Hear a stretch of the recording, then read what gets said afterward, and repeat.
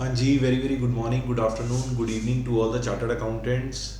Welcome to being CA. I hope कि आप सब बहुत अच्छे होंगे। चलिए जी, सीए फाउंडेशन अकाउंटिंग की रिवीजन को स्टार्ट करते हैं जनवरी 26 अटेम्प्ट के लिए। और आज हमारी रिवीजन क्लास नंबर जो है वो 2 है। सर, रिवीजन क्लास 1 के अंदर आपने क्या करवाया था मैं भी बता देता हूँ। रिवीजन क्लास 1 के अंदर एक क्वेश्चन मैंने डेथ का करवाया था और एक क्वेश्चन मैंने डिसोल्यूशन का करवाया था। और हम कवरेज कहाँ से कर रहे हैं ये बात आप जानते हैं। कवरेज हम कर रहे हैं आईसीएआई द्वारा इशूड जो मॉडल टेस्ट पेपर हैं उनसे। अगर हम सारे के सारे मॉडल टेस्ट पेपर करके जाते हैं, अच्छे से करके जाते हैं, सारे कॉन्सेप्ट रिवाइज करके जाते हैं, तो हम ये कह सकते हैं कि हमारे इजीली इजीली इजीली 60+ मार्क्स आ जाएंगे। और अगर आपके पास उन मॉडल टेस्ट पेपर की पीडीएफ नहीं है तो आप मुझे इस नंबर पे व्हाट्सएप कर सकते हैं, हेलो भेज सकते हैं, मैं आपको वो जो पीडीएफ है वो शेयर कर दूंगा। ठीक है जी। तो without wasting any time start करते हैं मॉडल टेस्ट पेपर 2।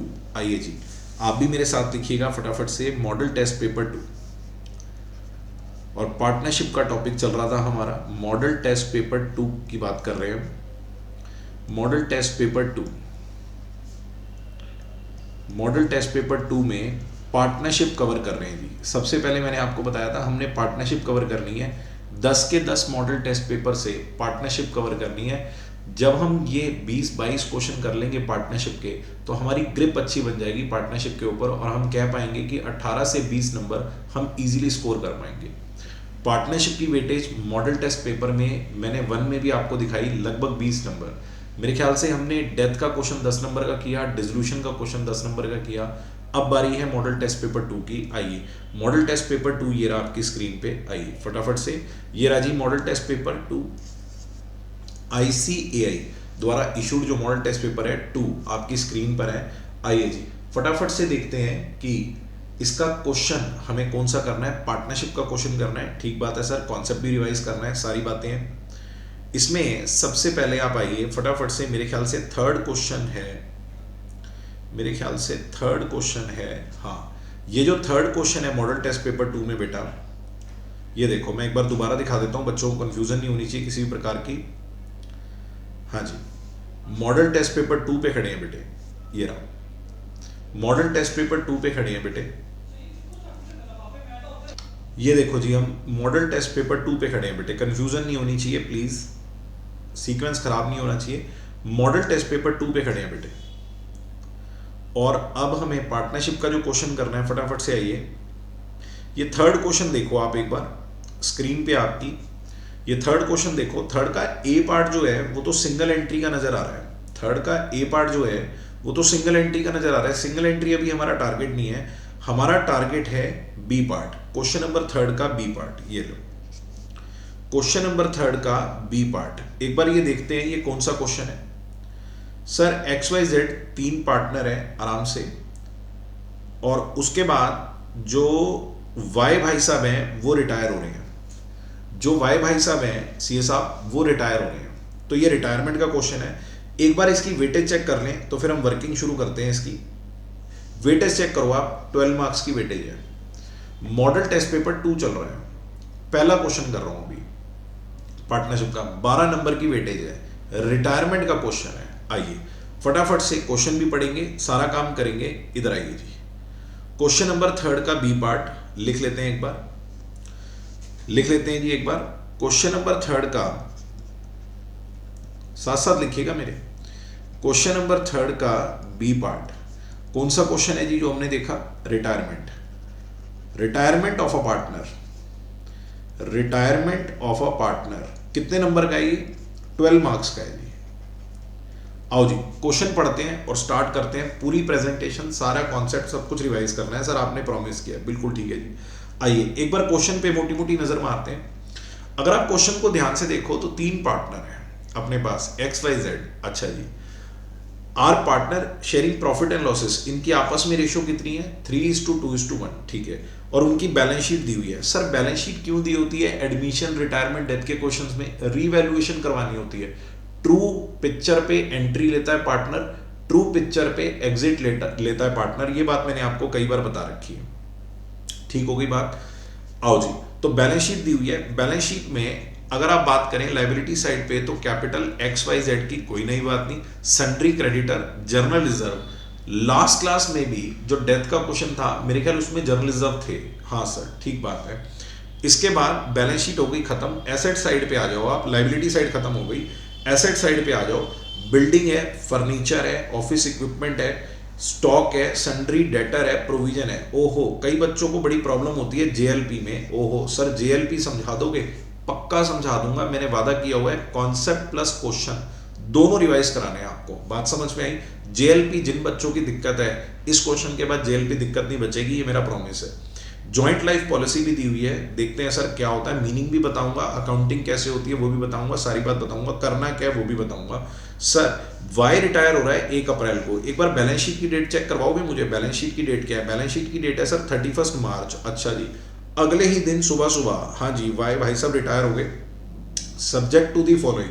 सर अगर आप ध्यान से देखें सीए साहब, तो ये जो तीन पॉइंट है वो रीवैल्यूएशन से रिलेटेड है, प्योरली रीवैल्यूएशन की बातें बोल रहा है। और उसके बाद एक पॉइंट, फोर्थ पॉइंट जेएलपी का है। ठीक है साहब, जेएलपी की तो मीनिंग समझना पड़ेगा सर, उसकी अकाउंटिंग आप बताओगे। ठीक है सर, गुडविल की बातें भी कर रहा है।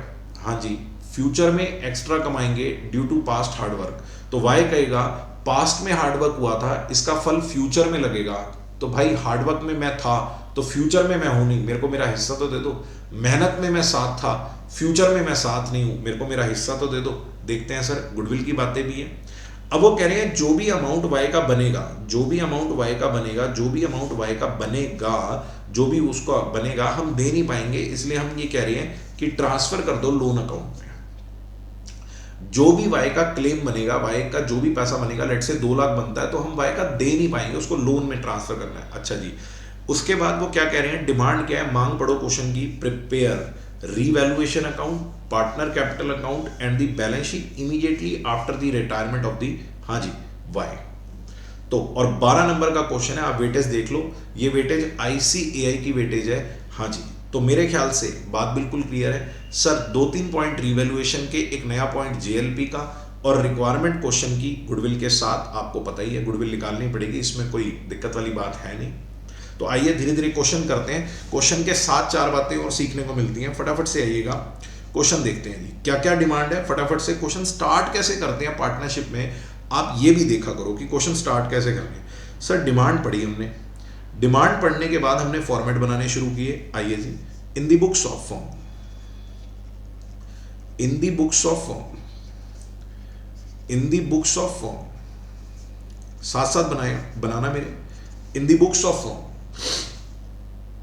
इन दी बुक्स ऑफ फॉर्म। बेटा मैं फिर एक बार रिपीट कर रहा हूं अपनी वीडियो में, क्या कि अगर किसी बच्चे को स्टिल अगर कोई प्रॉब्लम है वीडियो देखने के बाद, किसी पर्टिकुलर पॉइंट में या किसी पर्टिकुलर क्वेश्चन में या कोई सॉल्यूशन में कुछ चीज़ नहीं समझ में आ रही, तो प्लीज़ प्लीज़ प्लीज़ मुझे व्हाट्सएप करके आप इस नंबर पे पूछ सकते हैं, इर्रेस्पेक्टिव ऑफ द फैक्ट कि आप हमारे रजिस्टर्ड स्टूडेंट हैं या अनरजिस्टर्ड स्टूडेंट हैं।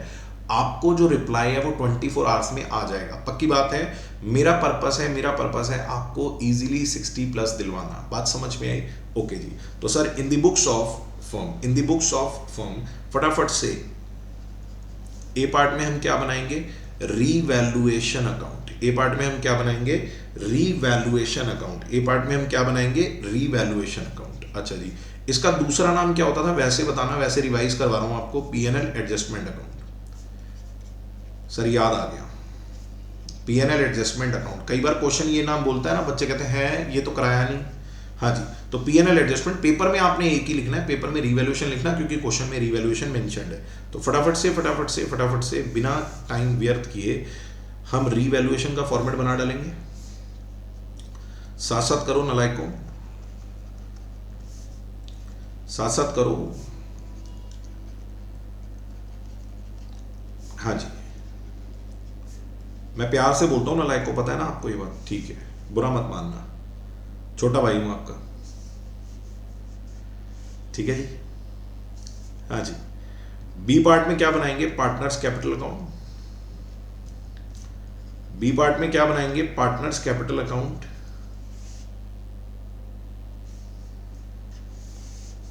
बी पार्ट में हम बनाएंगे पार्टनर्स कैपिटल अकाउंट।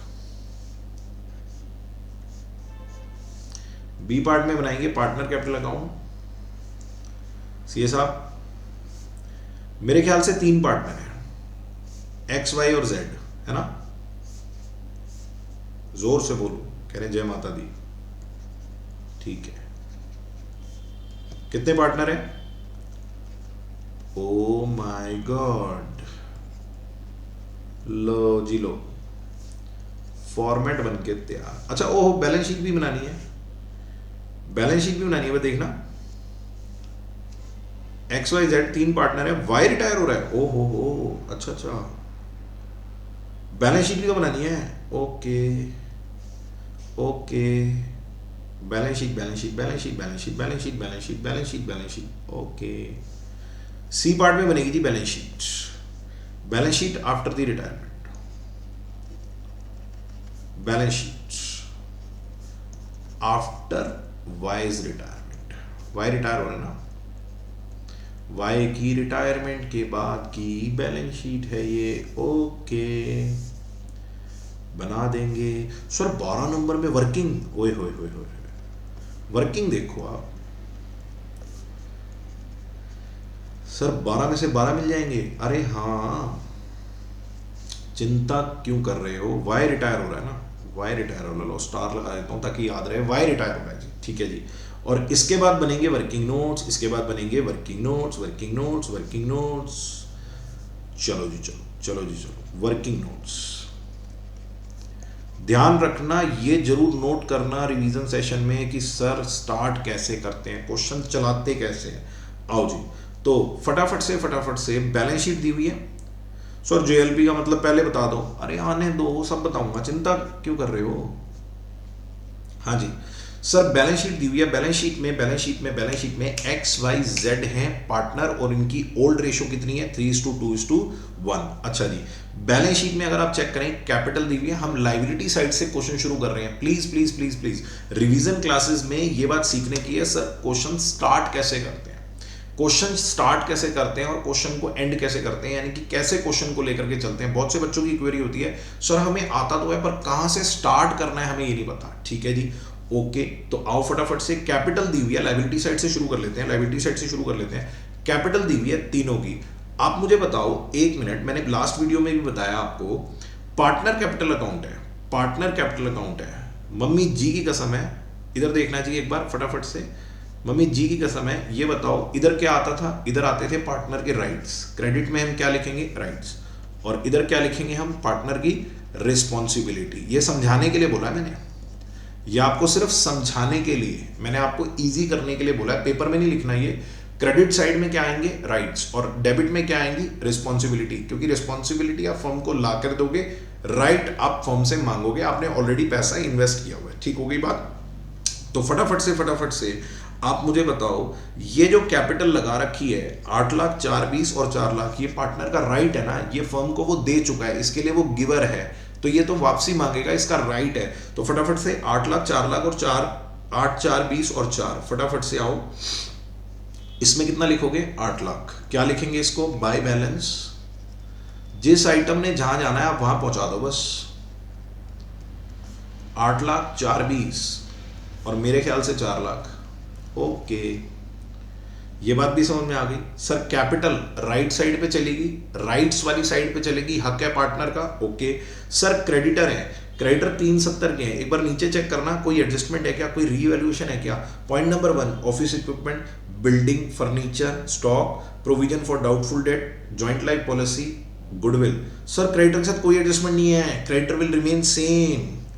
क्रेडिटर 3,70,000 के, कोई एडजस्टमेंट नहीं है। आओ फिर बैलेंस शीट में ऐसे लिखें, सर क्रेडिटर जाएंगे बैलेंस शीट में, फटाफट से, no change no change no change, creditor जाएंगे बैलेंस शीट में। ओके 370, वेरी वेरी गुड, ठीक है जी।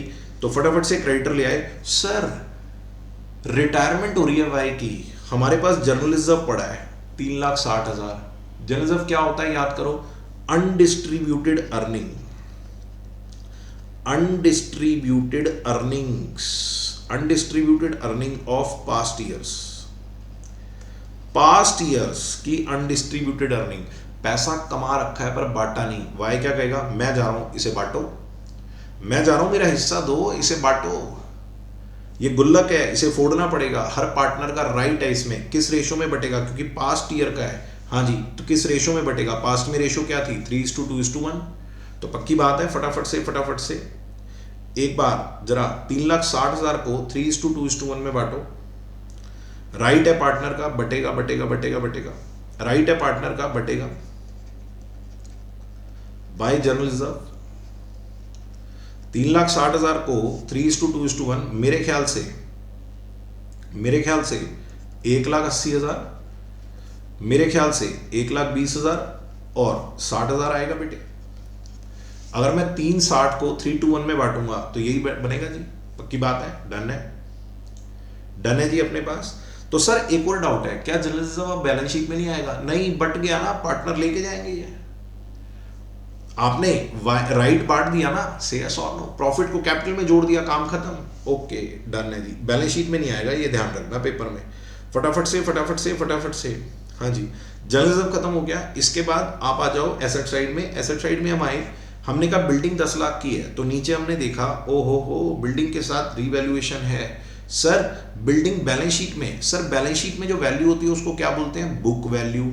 और नीचे क्या दिया हुआ है, ट्रू पिक्चर। नीचे ट्रू पिक्चर दी हुई है कि रीवैल्यूड एट 15 लाख। तो सर 5 लाख का फर्म को प्रॉफिट हो गया ट्रू पिक्चर में। हाँ जी, 5 लाख का फर्म को प्रॉफिट हो गया। तो फटाफट से बताओ बिल्डिंग की नई वैल्यू कितनी है, बिल्डिंग की अब नई वैल्यू कितनी है। बिल्डिंग की नई वैल्यू, रिवाइज्ड वैल्यू 15 लाख, और जो 5 लाख का फायदा हो रहा है, और जो 5 लाख का फायदा हो रहा है, जो 5 लाख का फायदा हो रहा है वो रीवैल्यूएशन में आएगा बाय बिल्डिंग। 5 लाख का फायदा। ठीक है जी, ओके। सर बिल्डिंग की बात आपने कर डाली। उसके बाद सर फर्नीचर 240 का है, बुक वैल्यू 240 की है। उसके बाद नीचे क्या लिखा हुआ है फर्नीचर के लिए, furniture is return down by 40,000।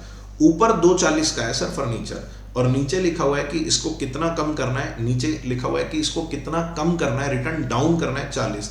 तो नई वैल्यू कितनी मानी जाएगी, 2 लाख, और 40 का जो लॉस है वो कहाँ जाएगा, रीवैल्यूएशन में, ट्रू पिक्चर निकालते समय। तो सर रीवैल्यूएशन में लॉस आएगा फर्नीचर के लिए,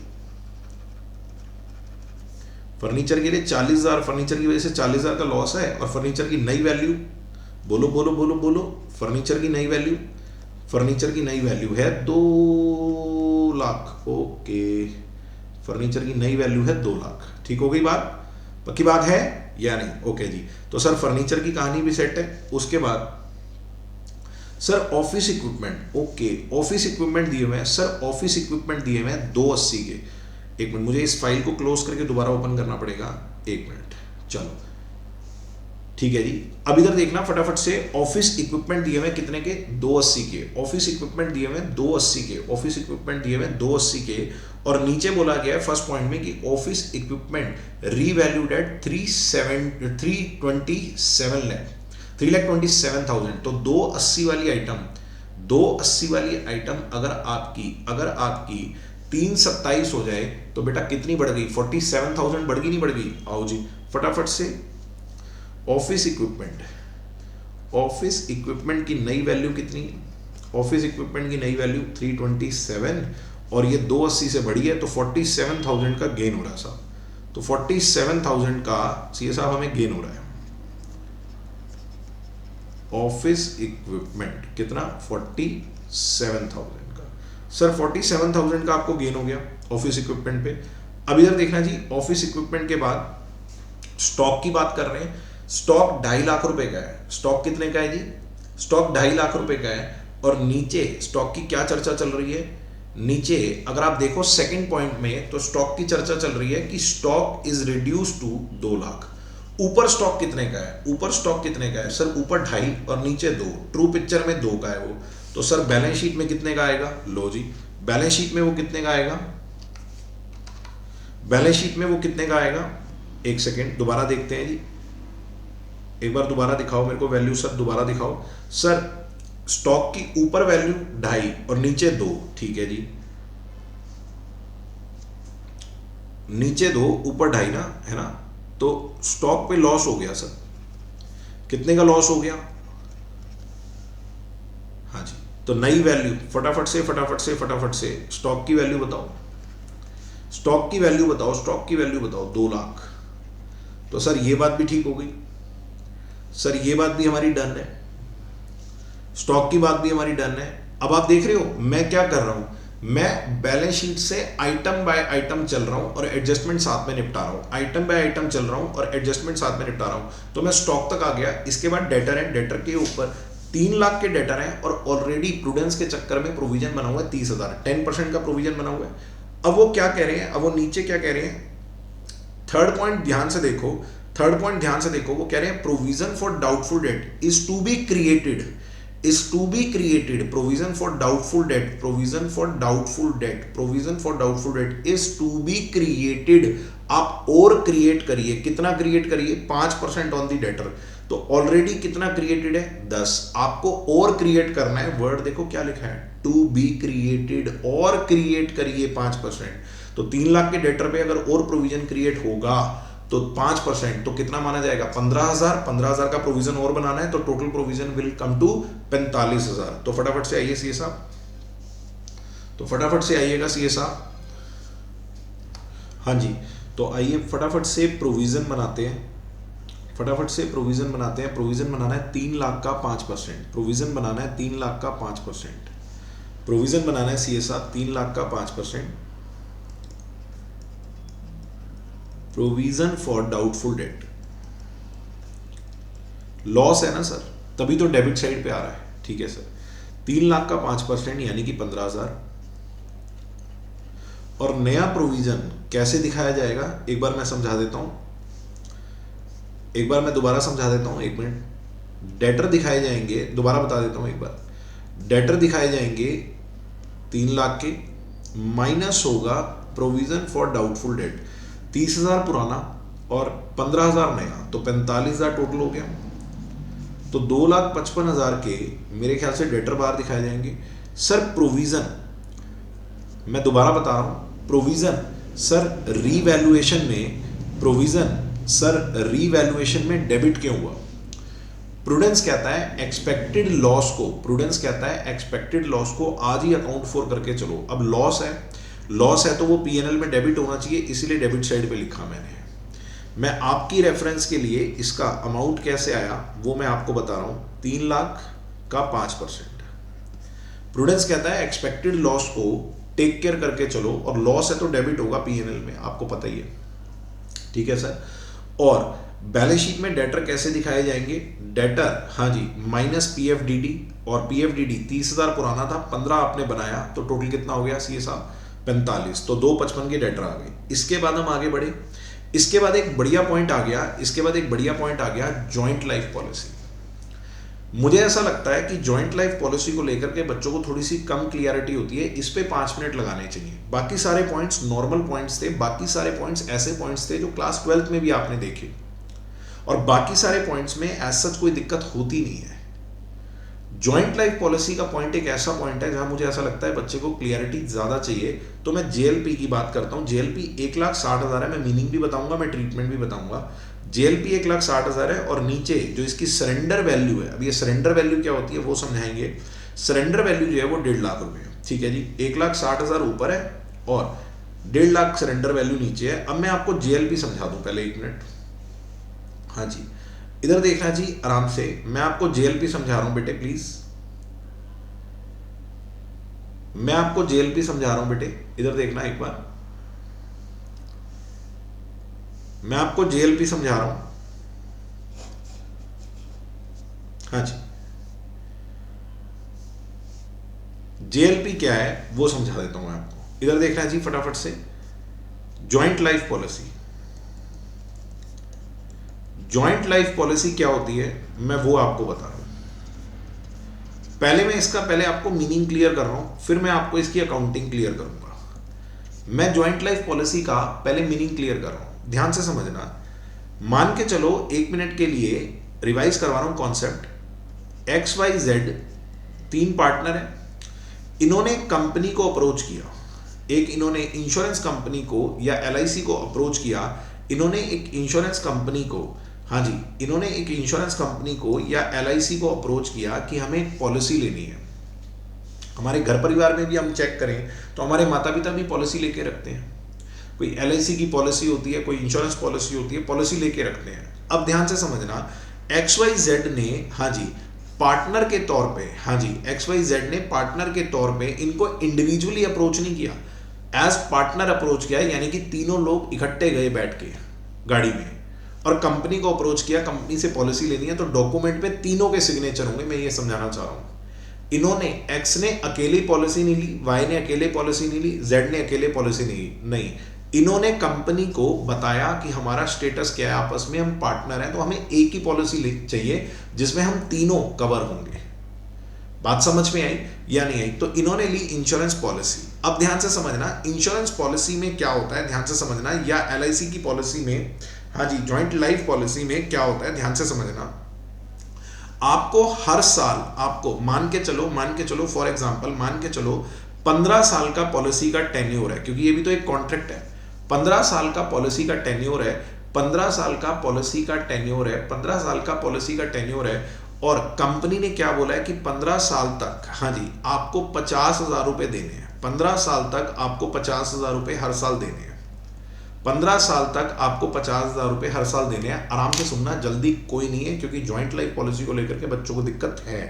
आराम से सुनना, मैं कह रहा हूं XYZ ने कंपनी को अप्रोच किया, एक पॉलिसी लेनी है, एक कॉन्ट्रैक्ट करना है, एक प्रॉमिस चाहिए कंपनी की तरफ से।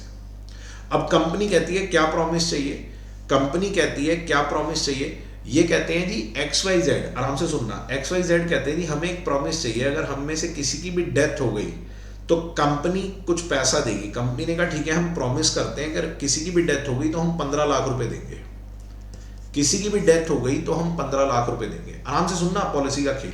पॉलिसी में और भी फीचर हो सकते हैं, लेकिन मैं आपको मोटे मोटे तौर पे बात बता रहा हूं कि XYZ ने अप्रोच किया एक कंपनी को, और कंपनी से कहा कि आपसे हमें एक प्रॉमिस चाहिए, आपसे हमें एक प्रॉमिस चाहिए कि हम में से किसी की भी डेथ हो जाए तो कंपनी हमें कितना पे करेगी, 15 लाख रुपए। अब कंपनी कहती है ठीक है, हमने आपको प्रॉमिस दिया, लेकिन बदले में हमें भी तो कुछ चाहिए। Section 2 clause D, consideration. Contract है जी, तो कंसीडरेशन तो चाहिए ना हमें। तो XYZ ने कहा ठीक है जी, कंसीडरेशन क्या चाहिए। कंपनी कहती है जी आप कंसीडरेशन पे करिए 50,000 रुपए साल का, क्योंकि हमने आपको प्रॉमिस दिया है। हाँ जी, हमने आपको प्रॉमिस दिया, तो आप कंसीडरेशन पे करिए। सर पॉलिसी के पीछे ऑब्जेक्टिव क्या होता है, किसी भी पॉलिसी के पीछे ऑब्जेक्टिव क्या होता है, टू क्रिएट, किसी भी पॉलिसी के पीछे एक ऑब्जेक्टिव होता है to create financial backup, financial backup या फाइनेंशियल सपोर्ट। कोई भी पॉलिसी उठा के देख लो, फाइनेंशियल बैकअप ही ऑब्जेक्टिव होता है।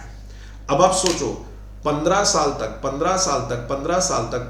तक हमने 50,000 रुपए दिए। अब लेट से हमने 10 साल दिए तो 5 लाख रुपए भरा हमने, लेकिन 10 साल देने के बाद मान के चलो X की डेथ हो गई, मिस्टर X की डेथ हो गई, तो कंपनी विल पे यू, हाँ जी, company will pay to the firm 15 lakh रुपए। अब ये 15 फर्म ने भरे कितने, 5 लाख, फर्म को मिले कितने, हाँ जी 15 लाख। तो फाइनेंशियल बैकअप आ गया, क्योंकि X के घर वालों को देने के पैसा काम आ जाएगा, बिजनेस हैम्पर नहीं होगा, बिजनेस से पैसा बाहर नहीं जा रहा, यूं का यूं कंपनी से आएगा, हाँ जी, यूं का यूं कंपनी से आएगा और X के घर वालों को चला जाएगा। फाइनेंशियल बैकअप क्रिएट हो गया। मेनली पॉलिसी लेने का पर्पस ये होता है कि हम प्रीमियम भरेंगे, हम इंश्योरेंस का प्रीमियम भरेंगे, हम इंस्टॉलमेंट भरेंगे, हाँ जी, और अगर पॉलिसी पीरियड के दौरान किसी की भी डेथ हो जाती है, पॉलिसी पीरियड में किसी की भी डेथ हो जाती है, या अलग अलग फीचर भी हो सकते हैं पॉलिसी के, कभी भी डेथ हो जाती है, तो company will pay a certain sum of amount to the firm which will help the firm to pay the claim of the deceased partner। बात समझ में आई या नहीं आई? हम घरों में गाड़ी पे इंश्योरेंस लेते हैं, हम मेडिकल इंश्योरेंस लेते हैं, हम बीमार हो जाते हैं तो पॉलिसी होती है हमारे पास, हम पॉलिसी के पेपर जमा कराते हैं, कंपनी पे करती है, इलाज हमारा होता है, फाइनेंशियल बैकअप है। लेकिन कंपनी फ्री फंड में पे नहीं करती, हम इंश्योरेंस का प्रीमियम दे रहे होते हैं, हम किस्त दे रहे होते हैं, इंस्टॉलमेंट दे रहे होते हैं। बात समझ में आई?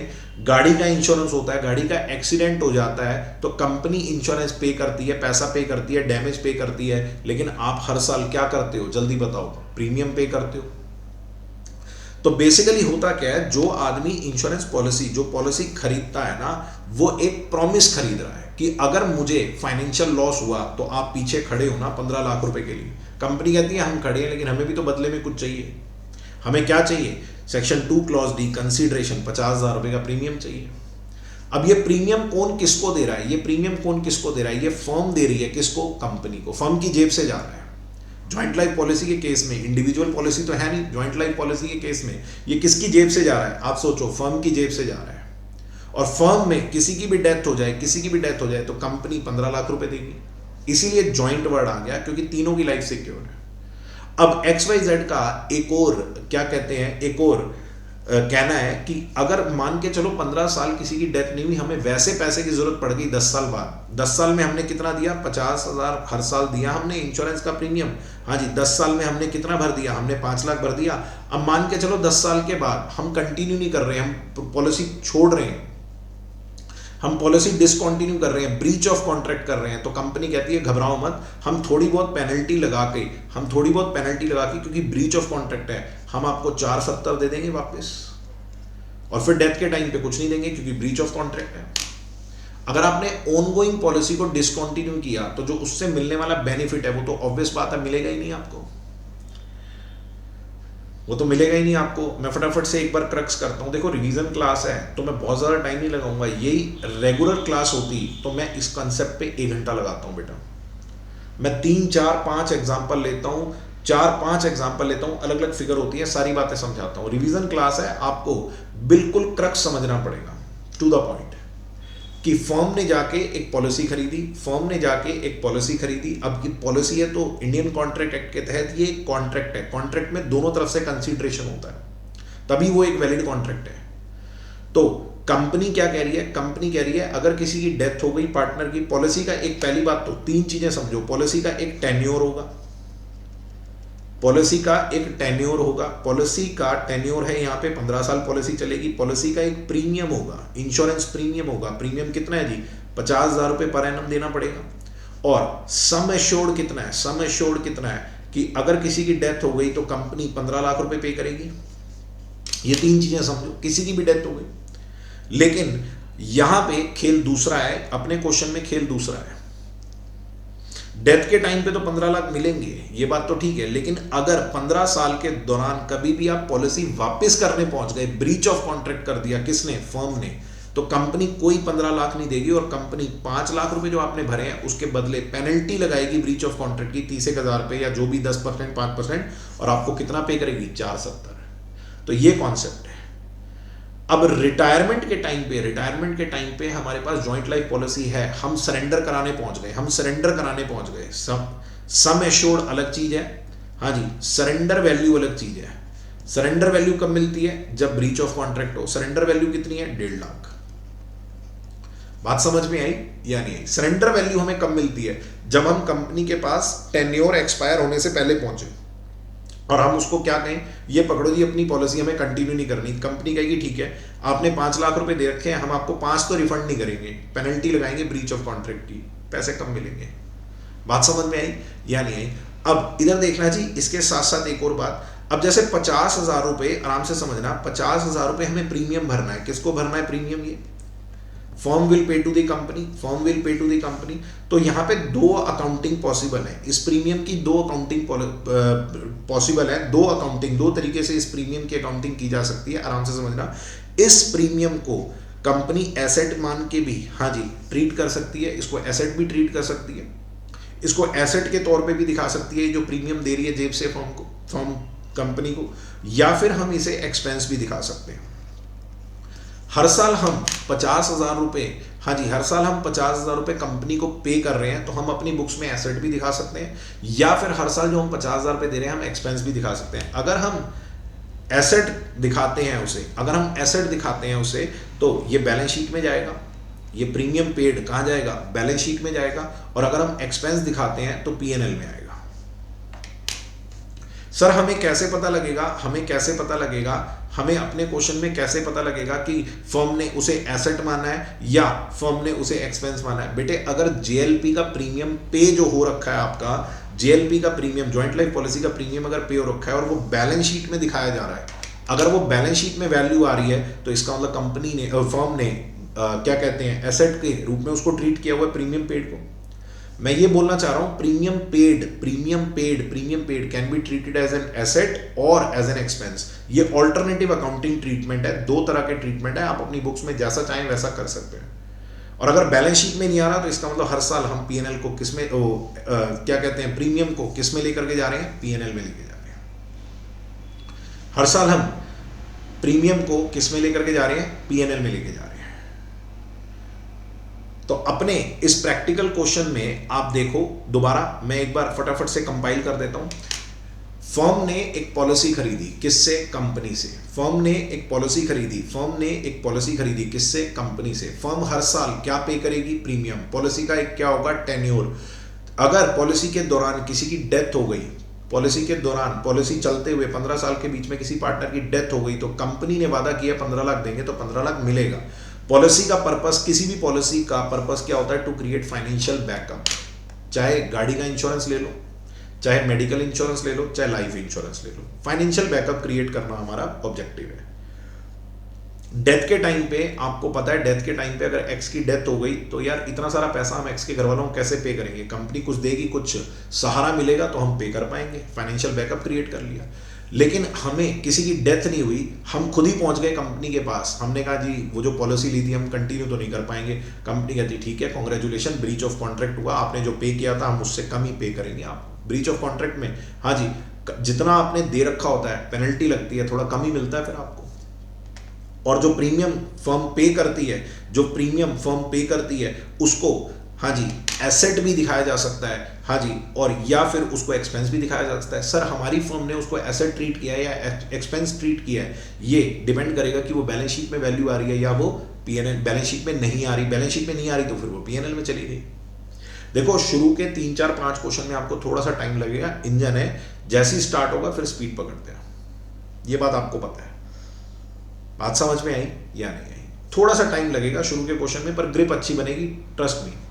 रिवीजन लेक्चर थोड़ा सा लंबा हो सकता है पर आपको बेनिफिट ही देगा, ये बात की मेरी जिम्मेवारी है, ठीक है जी। तो फटाफट से, क्योंकि क्वेश्चन भी सॉल्व कर रहे हैं और पूरे क्वेश्चन सॉल्व कर रहे हैं, ये बात आपको पता है। तो जेएलपी हो गया। सर जेएलपी का क्या हुआ है एक बार देखते हैं। सर इनकी जेएलपी तो कहाँ आ रही है, बैलेंस शीट में। इसका मतलब जो प्रीमियम पे हो रखा है, इन्होंने उसको एसेट लिया हुआ है।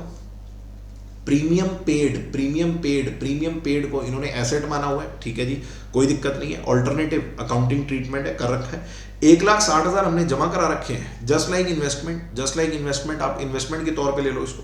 हाँ जी 1,60,000 जमा करा रखे हैं, लेकिन रिटायरमेंट के टाइम हम पहले ही पहुंच गए, किसी की मृत्यु नहीं हुई, तो हमने कहा कंपनी ये पकड़ो अपनी पॉलिसी, हमें तो कंटिन्यू नहीं करनी। कंपनी ने सरेंडर वैल्यू पे कर दी, सम एश्योर्ड नहीं पे करेगी क्योंकि कॉन्ट्रैक्ट पूरा कहाँ हुआ, सरेंडर वैल्यू पे करेंगे। सरेंडर वैल्यू कितनी है, 1.5 लाख।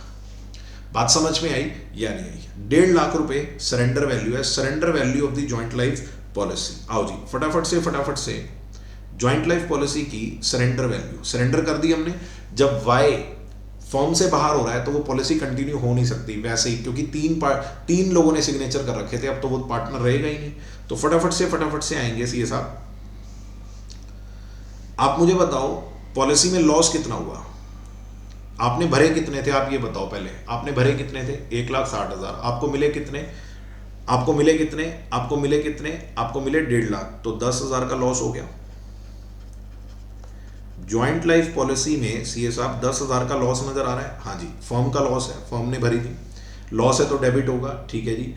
आप ये बताओ आप कंपनी से पैसे कितने ले आए, वर्किंग नोट में एक वर्किंग नोट बनाओ। आओ एक बार बैलेंस शीट देखते हैं।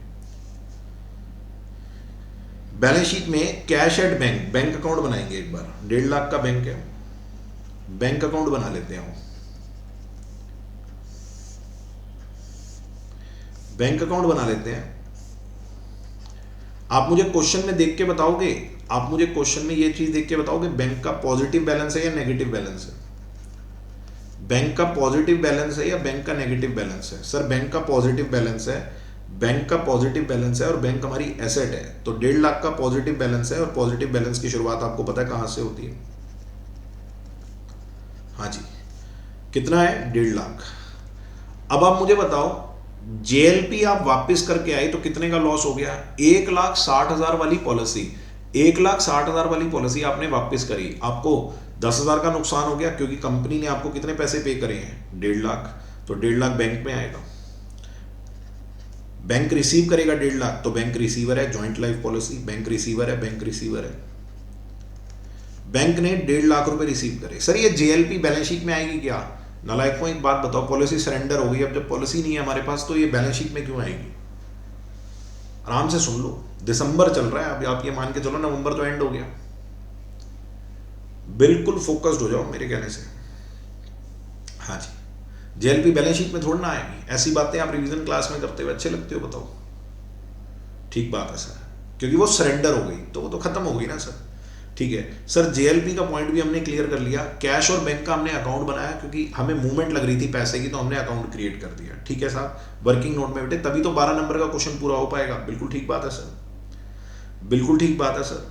ये बैलेंस शीट खत्म हुई। इसके अलावा अगर आप चेक करो, फर्स्ट पॉइंट मेरा ऑलरेडी हो चुका है, सेकंड पॉइंट बिल्डिंग फर्नीचर और स्टॉक मेरा हो चुका है, थर्ड पॉइंट मेरा हो चुका है, फोर्थ पॉइंट हाँ जी मेरा ऑलरेडी हो चुका है।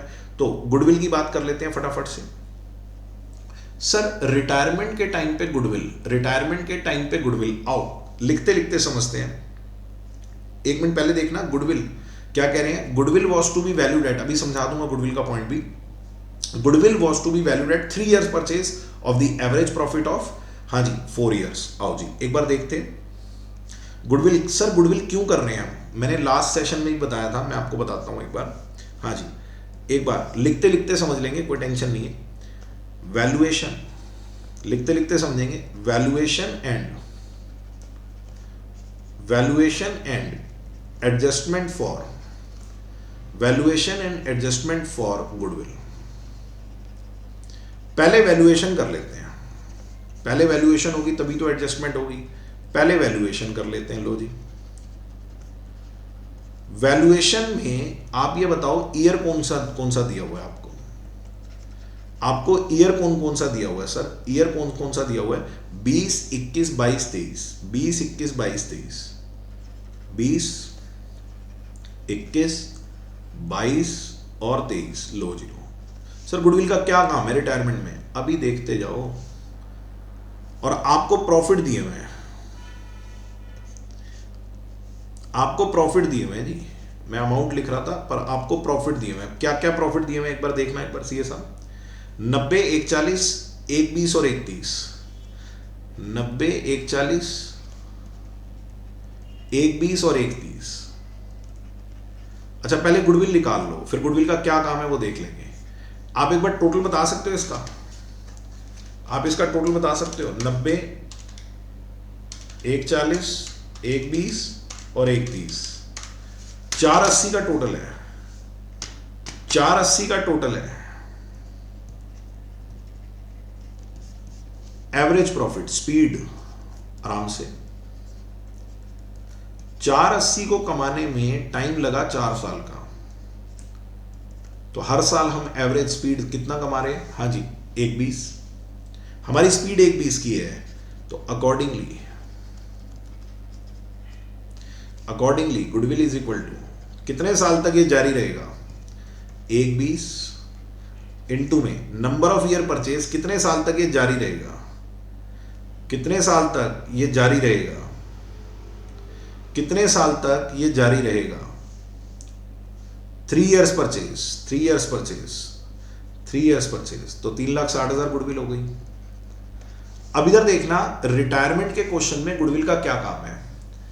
आप एक बात बताओ, ये गुडविल का मतलब क्या है? इसका क्या मतलब है सीए साहब? इसका क्या मतलब है? ये एक्स्ट्रा कमाई है जो फ्यूचर में होगी। इसको हम क्या बोलते हैं? इधर देखना, इसको हम क्या बोलते हैं? Extra earning in future. ये शुरू के क्वेश्चंस में आपको थोड़ा सा टाइम लगा के बता दूंगा ताकि पूरी पार्टनरशिप में दिक्कत ना आए। Extra earning in future. Sir ये तो फ्यूचर में होगी, लेकिन किस वजह से? Due to past hard work, due to past hard work. अब जाने वाला पता क्या कहेगा? यार ये फल फ्यूचर में लगेगा, लेकिन इसमें मेहनत तो मैंने भी की थी, तो मेरा तो हिस्सा बनता है इसमें। वाई जा रहा है ना अपने क्वेश्चन में। वाई क्या कहेगा? आराम से सुनना। वाई कहेगा कि ये फल, ये अर्निंग फ्यूचर में होगी, लेकिन ये क्यों हो रही है? Due to past hard work. देखो गुडविल का करेक्ट मीनिंग पता होना चाहिए आपको। अगर आप ये सब बातें करो, रेपुटेशन वगैरह, तो वो बेकार है। अकाउंटिंग पॉइंट ऑफ व्यू से जो मॉनेटरी वैल्यू का मतलब है वो पता होना चाहिए। अकाउंटिंग में जो मॉनेटरी वैल्यू आ रही है गुडविल की, उसका करेक्ट मीनिंग, करेक्ट इंटरप्रिटेशन पता होनी चाहिए सीधे साहब। Extra earning in future due to past hard work, why कहेगा ये पैसे आप लोग कमाओगे लेकिन due to past hard work. पास्ट में तो मैं भी था, मुझे ये मिलना चाहिए, लेकिन मैं तो होऊंगा ही नहीं, मुझे तो दे दो ये हिस्सा। तो इसकी एडजस्टमेंट है। आइए जी फटाफट से एडजस्टमेंट फॉर गुडविल करते हैं। Adjustment for goodwill second point में हम करेंगे adjustment for goodwill. Adjustment for goodwill, concept भी अच्छे से रिवाइज हो रहे हैं, क्वेश्चन भी अच्छे से हो रहे हैं। रिवीजन का मजा तब है जब आपको कॉन्फिडेंस आए। खाली मैं क्वेश्चन करूं उससे कोई फायदा नहीं है, आपके एंड से रिवीजन डन होनी चाहिए। वीडियो जब आप कंप्लीट करो उसमें 2 क्वेश्चन है, 3 क्वेश्चन है, 4 क्वेश्चन है, वो आपके एंड से डन होने चाहिए कि भाई ये क्वेश्चन हो गए हमारे, मजा आ गया हमें। तो x, y और z। अब आप मुझे बताओ goodwill, extra earning in future due to past hard work, goodwill shall be distributed. ये वर्किंग नोट तीनों चैप्टर में बनता है, तीनों क्वेश्चंस में बनता है। Admission, retirement, death, admission, retirement, death, ये याद रखना। 3,60,000 की गुडविल है, ये पैसा 3:2:1 में बंटना चाहिए ओल्ड रेशो में, क्योंकि हार्डवर्क जब हुआ था तो रेशो क्या थी, बात समझ में आई या नहीं आई? तो सर इसको बांटेंगे, ये इनका राइट बनता है, ये है एक्चुअल राइट, ये है एक्चुअल राइट। लेकिन क्योंकि वाई तो रिटायर हो रहा है, गुडविल विल बी, अनर्थ क्या हो जाएगा, अनर्थ क्या हो जाएगा, y चला जाएगा तो x और z बांट लेंगे आपस में 3:1 में। हाँ जी 3:1 में, तो ये मेरे ख्याल से 270, इसको कुछ मिलना नहीं, ये 90,000, ये है एक्चुअल रिसीव। एक्चुअल राइट बनता है, एक्चुअल राइट बनता है x का 180, लेकिन रिसीव हो जाएंगे 270, तो 90,000 फालतू मिल रहे हैं। इसकी रिस्पॉन्सिबिलिटी बनाओ, ये फॉर्म को ला के देगा, डेटर बनाओ इसे, ये फॉर्म को ला करके देगा, इसकी रिस्पॉन्सिबिलिटी बनाओ, इसे डेटर बनाओ। अच्छा जी 1:20 बनता है मेरा, मुझे मिलेगा कुछ नहीं, मेरा राइट है, मुझे तो दो। हाँ जी मैं क्रेडिटर हूं फॉर्म का, मुझे पैसे दो आप। एक्चुअल राइट 60,000 बनता है, एक्चुअल रिसीव कितना होगा जल्दी बताओ? एक्चुअल रिसीव होगा 90, तो 30 फालतू मिल रहा है। आप फर्म के डेटर हैं, आपकी रिस्पॉन्सिबिलिटी है, आप पैसा ला करके दीजिए। तो हमारी एडजस्टमेंट एंट्री क्या निकल के आई? हमारी एडजस्टमेंट एंट्री कई बार पेपर में पूछ लेता है, एडजस्टमेंट एंट्री गुडविल की एडजस्टमेंट जो हमने करी उसकी एंट्री क्या निकल के आई? उसकी एंट्री निकल के आई एक्स का कैपिटल अकाउंट डेबिट, Z का कैपिटल अकाउंट डेबिट, दोनों की रिस्पॉन्सिबिलिटी है, फालतू मिलेगा तो ला करके देंगे फर्म को, और ये फर्म की जिम्मेवारी है कि फर्म ये किसको पे करे। हाँ जी सीए साहब प्रेजेंटेशन बढ़िया होनी चाहिए, चार्टर्ड अकाउंटेंट है आप, being goodwill adjusted, being goodwill adjusted, कहानी बिल्कुल क्लियर है। पता है 12th क्लास में इसी चीज को आप कैसे करते थे, वो सैक्रिफाइसिंग रेशियो निकाल देना, वो cash to premium, premium to EB, वो सारी चीजें करना, वो बढ़िया तरीका नहीं है। इसके नंबर मिलते हैं पेपर में, इसी को हाँ जी आपको करके आना चाहिए। तो ये एंट्री जो हुई इसकी पोस्टिंग करते हैं फटाफट से। एक्स भी डेबिट, जेड भी डेबिट, एक्स भी डेबिट, जेड भी डेबिट, किसकी वजह से? हाँ जी वाई की वजह से। वर्किंग नोट नंबर 2, ये मेरे ख्याल से 90 से हो रहा था, ये मेरे ख्याल से 30 से, इनकी जिम्मेवारी है, और इसका राइट है जी, इसको 1:20 मिलना चाहिए। सर गुडविल वाला पॉइंट हो गया, सर गुडविल वाला पॉइंट हो गया, और लास्ट में उन्होंने क्या बोला है, जो भी अमाउंट वाई का बनता है हम उसे दे नहीं पाएंगे, वो लोन के तौर पे शो होगा। ठीक है जी देख लेते हैं, सारा क्वेश्चन हो गया। सबसे पहले आप रीवैल्यूएशन अकाउंट से प्रॉफिट निकालिए, आप रीवैल्यूएशन अकाउंट से प्रॉफिट निकालो। आप मेरे ख्याल से 5,47,000 आ रहा है, 5,47,000 आ रहा है टोटल। इसमें से आप माइनस करो चीजें,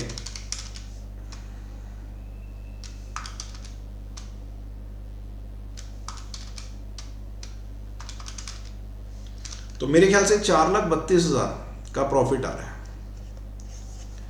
4,32,000 का नेट प्रॉफिट आ रहा है। और अब मुझे आप ये बताओ, वाई जा चुका है या अभी भेजना है उसे? अभी भेजना है, तो ये प्रॉफिट सब में बटेगा।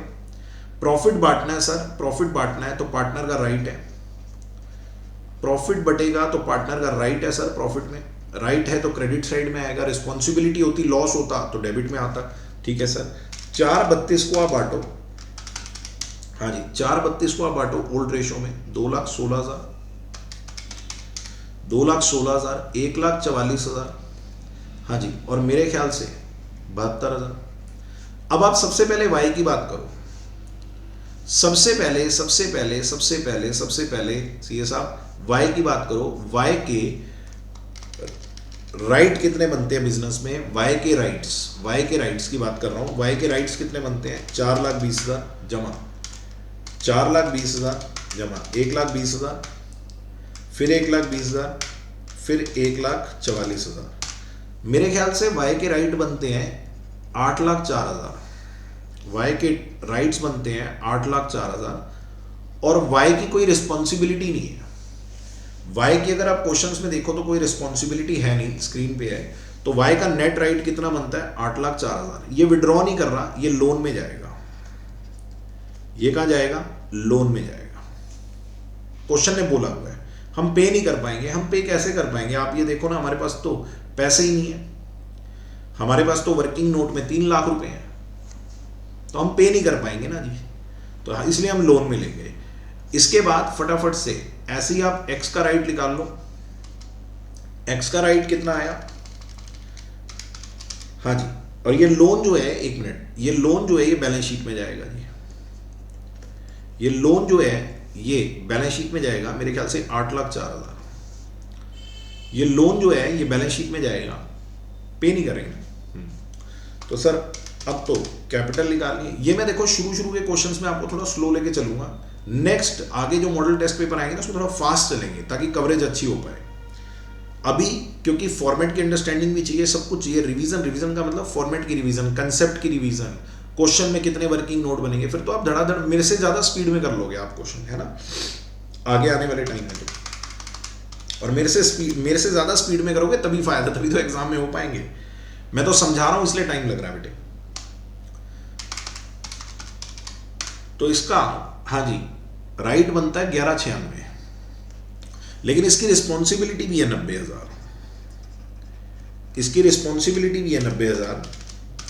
तो इसका नेट राइट निकल के आया, इसका नेट राइट निकल के आया बेटे, इसका नेट राइट निकल के आया 11,06,000, इसका नेट राइट निकल के आया 11,06,000। और ऐसे ही आप जेड का कर लो 4,60,000, हाँ जी 4,60,000 और 72,000, 5,32 राइट है, 5,32 राइट है, हाँ जी, और 30,000 की रिस्पॉन्सिबिलिटी है, तो 5,02,000 नेट राइट है।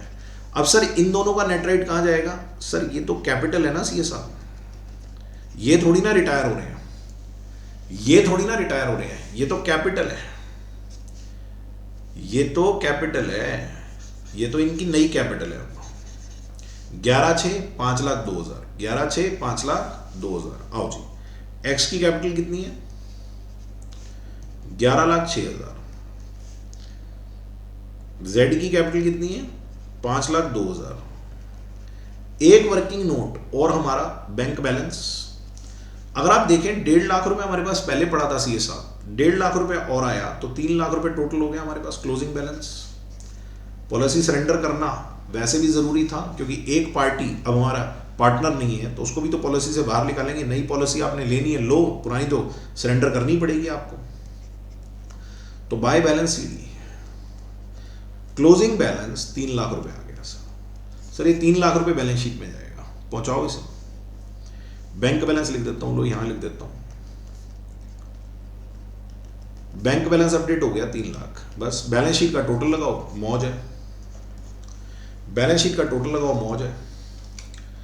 370 के क्रेडिटर, 8,04,000 का उसका लोन, 370 8,04,000 का उसका लोन, फिर 11,06,000 की एक कैपिटल, फिर 5,02,000 की एक कैपिटल, तो ये आ गया 27,82। एसेट साइड का 15 लाख, फिर 2 लाख, फिर 3,27, फिर 2 लाख, फिर 2,55, फिर 3 लाख, तो 27,82। मुझे पता है कुछ बच्चे क्या सोच रहे हैं, कुछ बच्चे सोच रहे हैं सर रिवीजन क्लास बहुत बड़ी हो रही है, बहुत लंबी हो रही है, क्योंकि आप ये देखो मैं डिटेल में क्वेश्चन करवा रहा हूं आपको, प्लस कंसेप्ट भी रिवाइज करा रहा हूं, प्रेजेंटेशन भी बता रहा हूं। आप समझ रहे हो मेरी बात को? खाली रिवीजन क्लास का ये नहीं कि खाली मैं रिवीजन कर रहा हूं, मैं क्वेश्चन कर रहा हूं, नहीं। जिस बच्चे ने पूरी क्लास देख ली, मैं आपको ये गारंटी देता हूं उसकी तैयारी होगी, क्योंकि क्लास की कवरेज देखो आप, रिवीजन क्लास की कवरेज देखो आप, क्वेश्चन आईसीएआई के, वेटेज आईसीएआई के, प्रेजेंटेशन एज पर आईसीए, सब कुछ आईसीए के मामले से चल रहा है, सब कुछ बढ़िया चल रहा है। मैं कहता हूं अभी भी इतना टाइम है, मैं अगेन रिक्वेस्ट करता हूं, अभी भी इतना टाइम है, दिसंबर का महीना पूरा पूरा पड़ा है, आप रोज की एक एक डेढ़ या दो वीडियो देख लो। कितना टाइम लग जाएगा आपको? 2 से 3 घंटे, इतना तो अकाउंट्स के लिए निकाल ही सकते हो। जिस बच्चे को बिल्कुल भी कॉन्फिडेंस नहीं है अकाउंट्स में, आपके लिए ये वीडियो, हाँ जी, पास हो जाओगे आप अच्छे से, बड़े आराम से पास हो जाओगे। प्रैक्टिस देखो आप कितनी है।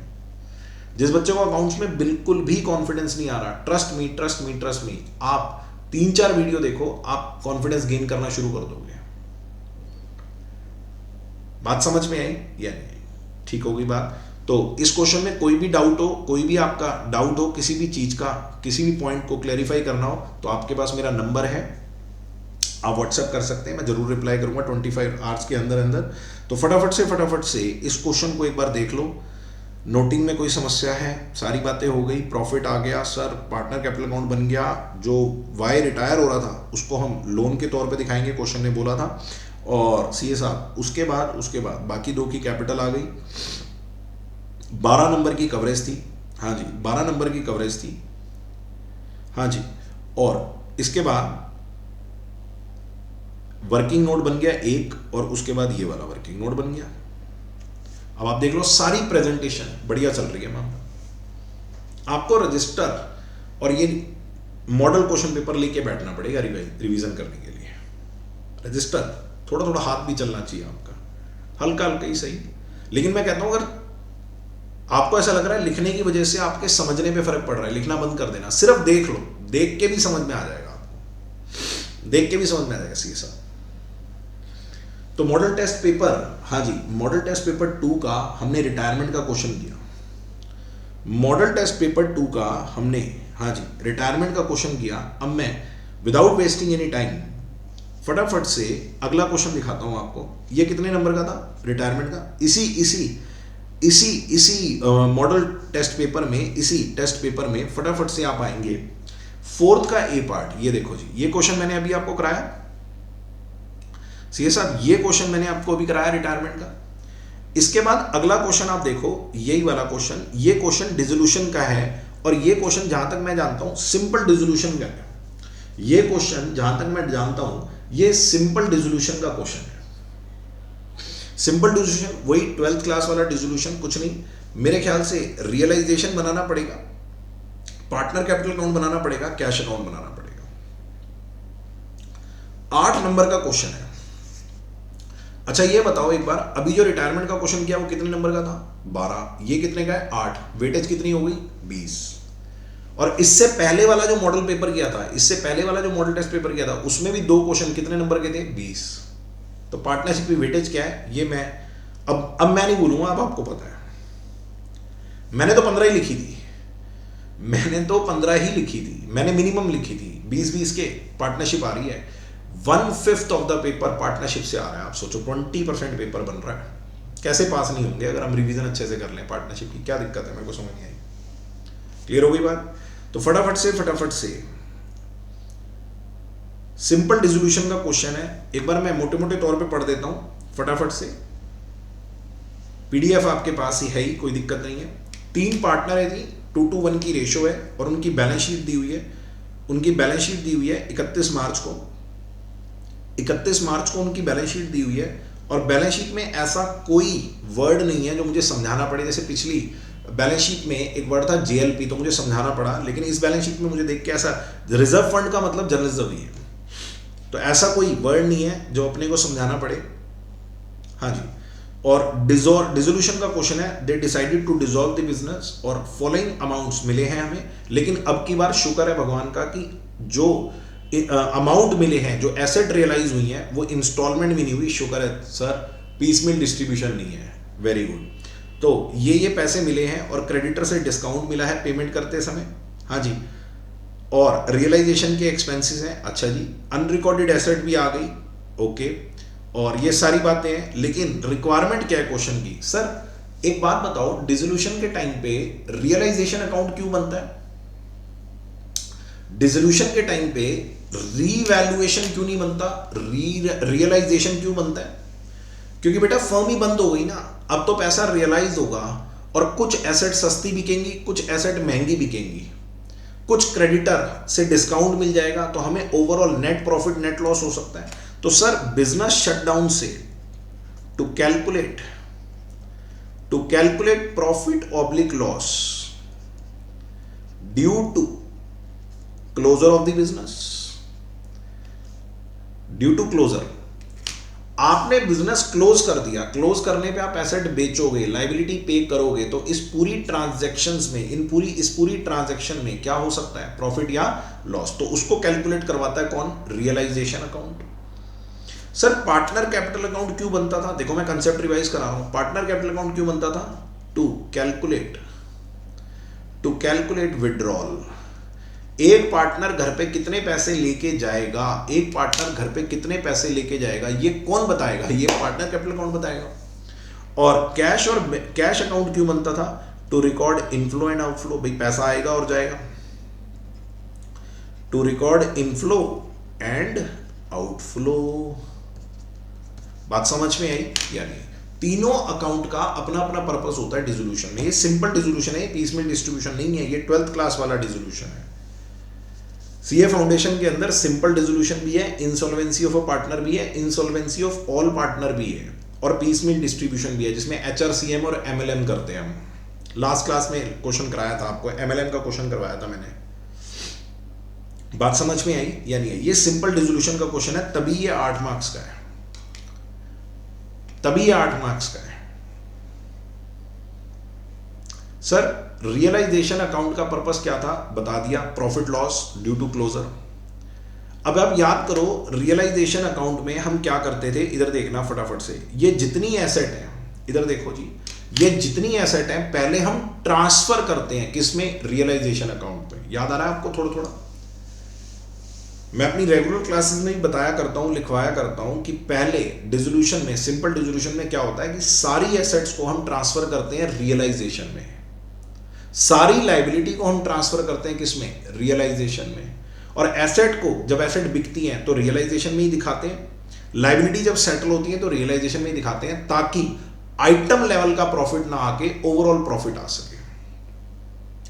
हमारा काम बिना ट्रांसफर कराए किए भी चल सकता है, हमारा काम बिना ट्रांसफर किए भी चल सकता है, हमारा काम बिना ट्रांसफर किए भी चल सकता है, लेकिन वो एक लेंदी प्रोसेस है कि मशीन बिके तो मशीन के अकाउंट में दिखाओ, प्लांट बिके तो प्लांट के अकाउंट में दिखाओ, फिक्सचर बिके तो फिक्सचर के अकाउंट में दिखाओ, डेटर से कलेक्शन हो तो डेटर के अकाउंट में दिखाओ। पर सर अगर कलेक्शन या रियलाइजेशन कम ज़्यादा होगी तो प्रॉफिट लॉस आता है। आपको पता है बिल्डिंग, जैसे फॉर एग्जांपल फिक्सचर दिए हुए 24,000 के, तो जरूर थोड़ा ना 24 के बिके, हो सकता है 22 के बिके।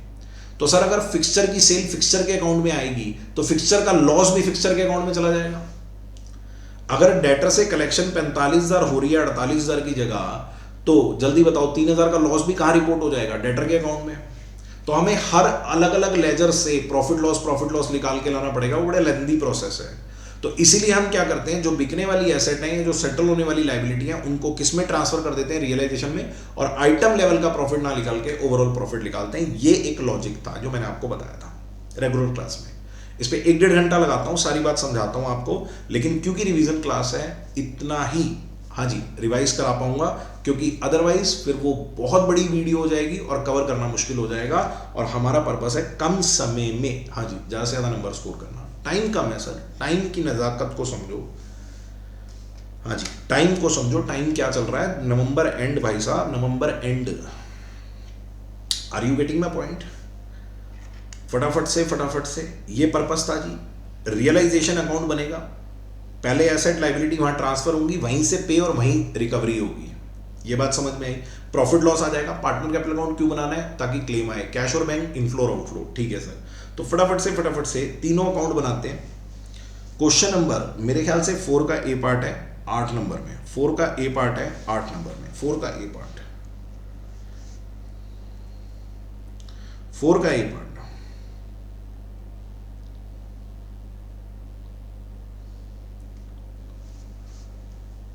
क्वेश्चन नंबर 4 साथ साथ लिखो। क्वेश्चन नंबर 4 इसका A part simple dissolution, simple dissolution, और 8 मार्क्स में है जी, 8 मार्क्स में है सीए साहब, 8 मार्क्स में। आओ जी, in the books of firm, in the books of firm,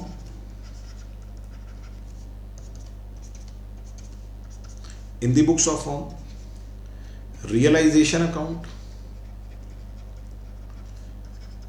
realization account साथ साथ बनाओ।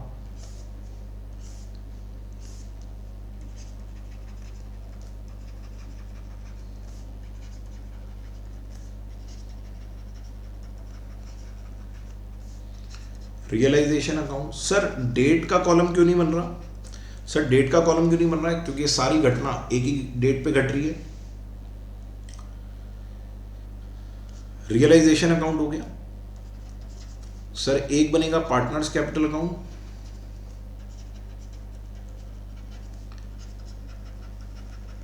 Partner capital account. पता है सिंपल डिसोल्यूशन का क्वेश्चन कम वेटेज क्यों होती है? क्योंकि ना कोई कैपिटल एडजस्टमेंट है, ना कोई गुडविल की एडजस्टमेंट है, फ्यूचर ही खत्म हो गया सर, गोइंग कंसर्न पे ताला लग गया, बात ही खत्म। तो एज सच वर्किंग कोई होती नहीं है सर। फिर क्यों करा रहे हो? पेपर में तो आ ही सकता है। वर्किंग नहीं है तो क्या हुआ? कितने पार्टनर थे एक बार बताना एक बार। PQR, अच्छा PQR,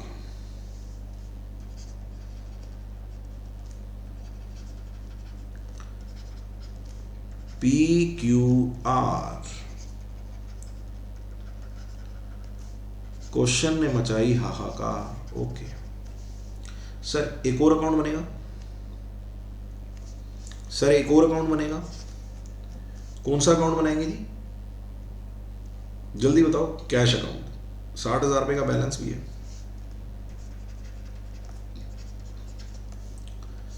60,000 का बैलेंस भी है। अगेन मैं फिर से बोलूंगा, प्लीज चेक करना मैं क्वेश्चन कैसे शुरू करता हूं, कैसे क्वेश्चन को चलाता हूं और कैसे क्वेश्चन को खत्म करता हूं। पूरी पार्टनरशिप में एक ही पैटर्न है। क्या? एक साइड से शुरू करो। हाँ जी, एक ही साइड से शुरू करो। आओ जी फटाफट से, तीनों अकाउंट बनके तैयार है, तीनों अकाउंट बनके तैयार है। आइए फटाफट से, आइए कैपिटल से शुरू कर लेते हैं। कैपिटल दी हुई है PQR की। ये बताओ फर्म बंद हो रही है, PQR का राइट है रिस्पॉन्सिबिलिटी है, PQR का राइट है रिस्पॉन्सिबिलिटी है, PQR का राइट है सर ये तो राइट है। अगले पैसे मांगेंगे फर्म से 1, 20, 48 और 24। आओ फिर 1, 20, 48 और 24, 1, 20, 48 और 24, 1, 20 राइट है ना इनका, 48 और 24। सर हम भूल गए, नालायकों ये राइट्स हैं, इधर रिस्पॉन्सिबिलिटी है। बस पेपर में मत लिखा ना। बात समझ में आई या नहीं? 1, 20, 48 और 24, ठीक है सर। आगे बढ़ो। सर रिजर्व फंड दिया हुआ है। रिजर्व फंड का मतलब undistributed earning of past year, ठीक बात है। 2:1 की रेशो है, बांटो। 60,000 को 2:1 में बांटो। 60,000 को 221 में। सर पार्टनर लेके जाएगा ना रिजर्व का पैसा भी। 60,000 को 221 में। हाँ जी, 24 24 12, 24 24 और 12। ओके सर ये बताओ फटाफट से क्रेडिटर 48,000 रुपए के हैं सर। ये पे होंगे, ये अपने अकाउंट से पे होंगे या रियलाइजेशन से पे करेंगे? हम ओवरऑल प्रॉफिट निकालते हैं। सारी एसेट जो है डेबिट साइड पे ट्रांसफर होती है, सारी एसेट डेबिट साइड पे ट्रांसफर होती है, सारी लाइबिलिटी क्रेडिट साइड पे ट्रांसफर होती है। हाँ जी, तो बाय सन्ड्री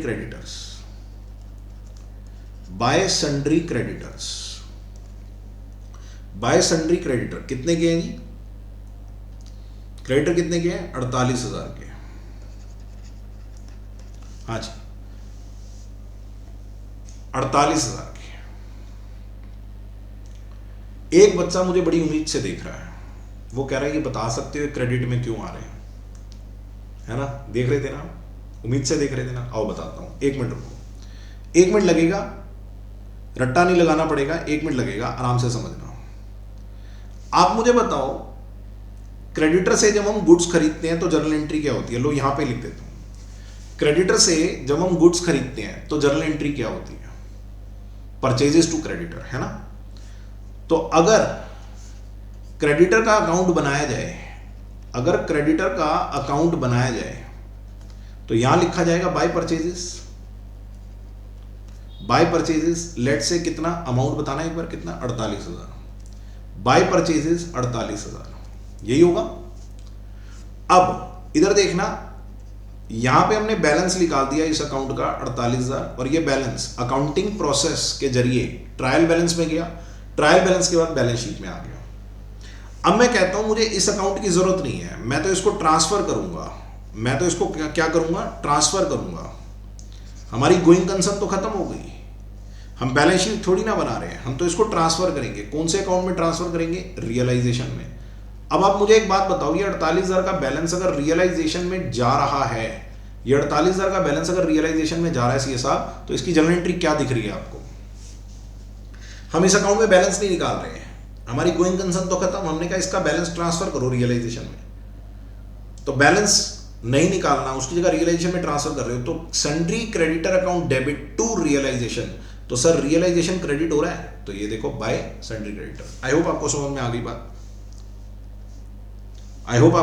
गई बात। मेरे ख्याल से बात समझ में आई है सीए साहब। हाँ जी, अगर नहीं भी आई हो तो हाँ जी, अगर किसी एक बच्चे को भी ये प्रॉब्लम है कि सर नहीं आई बात समझ में, तो बेटा नंबर है मेरा नंबर है आपके पास, कोई दिक्कत नहीं, आप मैसेज कर सकते हैं, मैं दोबारा डिटेल में एक्सप्लेन कर दूंगा। लेकिन क्योंकि ये रिवीजन क्लास है, ये छोटी सी पॉइंट्स पे अकाउंटिंग प्रोसेस पे इतना टाइम नहीं लगा सकते, क्योंकि टाइम बड़ा इंपॉर्टेंट है आपका।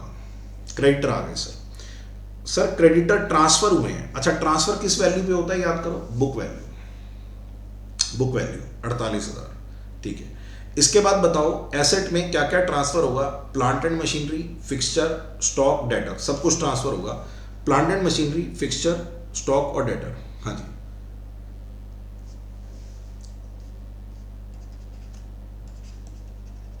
Plant and machinery, fixture, stock और डेटर। सर सेम लॉजिक है, अगर आप एसेट का अकाउंट बना के देखेंगे तो उसका बैलेंस सीडी कहां पे आता है? क्रेडिट में है। तो हमें उस बैलेंस सीडी की जगह रियलाइजेशन लिखना है, ताकि वो बैलेंस कहां ट्रांसफर हो जाए? रियलाइजेशन में। तो एंट्री सोचो क्या बनी? एसेट क्रेडिट हो रही है, रियलाइजेशन डेबिट हो रहा है। बात समझ में आई? तो फटाफट से बुक वैल्यू लिखो। प्लांट एंड मशीनरी 1,8, फिर 24, फिर 60 और 48। 1,824,